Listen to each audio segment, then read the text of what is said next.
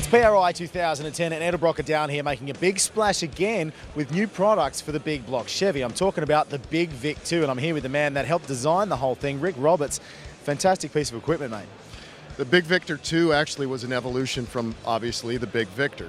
What we did on this was take modifications that various of our customers have done to it and simply build them right into the casting. One of those was to raise the carburetor pad up and weld on the roofs of the material, or roofs of the runners, and then grind them up. Well, we said it would be a lot easier if we just incorporate that right into the design. In addition, looking at some of the things that those folks have done, we redesigned the inside in a way that we think is really going to make it a lot better. That was to extend the dividers into the plenum and lengthen the plenum front to back on the manifold. What this does is make the longer runners shorter, the shorter runners longer, all of which we think is really going to translate to a lot better horsepower in the end. Excellent. Well, you mentioned some of the customers that have been working with these manifolds, and we've got a man that's very well respected in the industry, Matt Bieneman from MBE, to find out his take on this.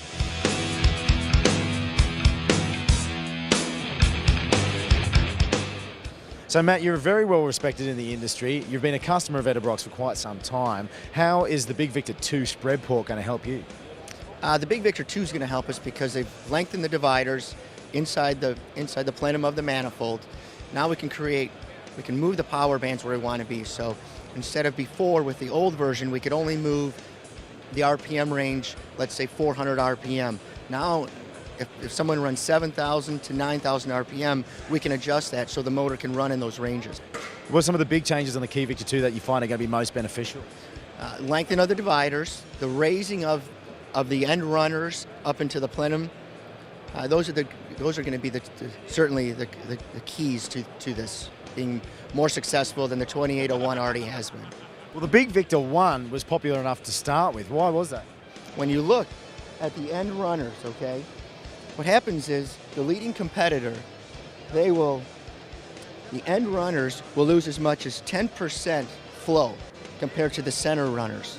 What the Edelbrock does, the 2801, we lose as little as 2%.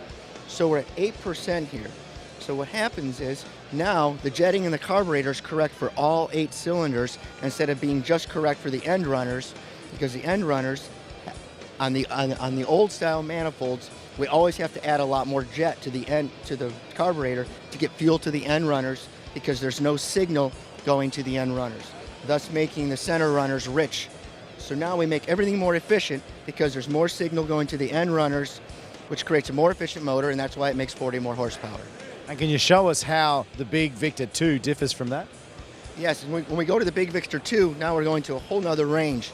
Okay, this is going to allow sportsman racers and all drag racers of all kind in the big block market to go from, when we lengthen the dividers, this allows porting companies like myself to move the RPM ranges. When we can do this, if I move this back, shorten the runner, the RPM level, we can move it up higher. For the guys that only want to run 7,500 RPM, we can leave them longer. And when we do this, everything becomes more efficient, so it's for the customer. You know, we don't have just a manifold that's for 8,500 RPM. We have one that will work from 7,000 to 9,000 RPM. Excellent. Well, thanks for taking the time out to talk to us, Matt. Hopefully you have just as much success with the Big Victor 2 as you did with the Big Victor 1. Oh yeah, we will.